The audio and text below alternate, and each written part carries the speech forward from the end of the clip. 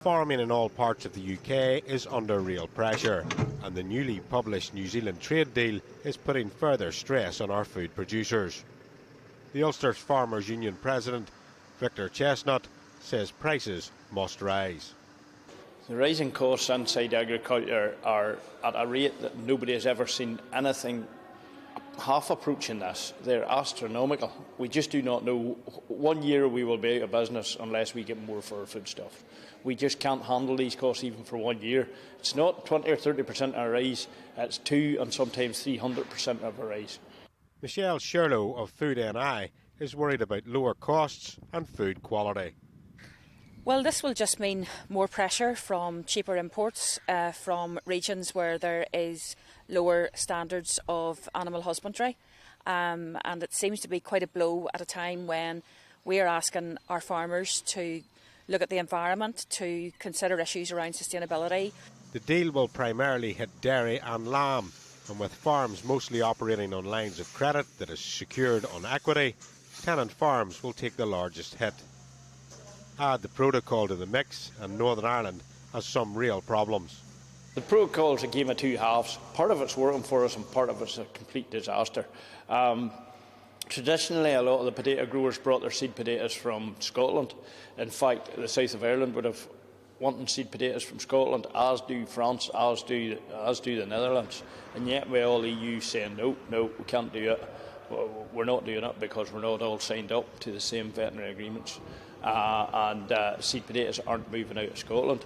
Farming is not controlled by legislation, but by the climate and the calendar. So when doing trade deals abroad, although Britain may be as one, regional differences have to be taken into consideration. Rachel Sweeney has been out and about and caught up with Bruce Jobson. Here in Northumberland, there are more sheep than there are people. And the quotas around these trade deals last 5, 10, 15 years, then it becomes an open market. So it's crucial that businesses plan ahead. Well, what we're seeing is another kick in the teeth for British farming, British food production. Once again, the first casualty of any trade deal is British farming and food production. And this has happened all the time. We've seen this with the New Zealand deal. We've just saw it 6 months ago with the Australian deal. Sadly, there's nothing for Aberdeen Angus breeders in Scotland. There's nothing for sheep breeders in the UK or beef breeders. And same for Welsh farmers. There's nothing for any benefit to anything. If that's a trade deal, we no longer have trade negotiators. What we have is trade appeasers. And they're surrendering everything about food provenance and food supply. The most important thing that we need in this country at the moment is food security. With single farm payments now gone, worries of a 5 to 25% cut are rumoured.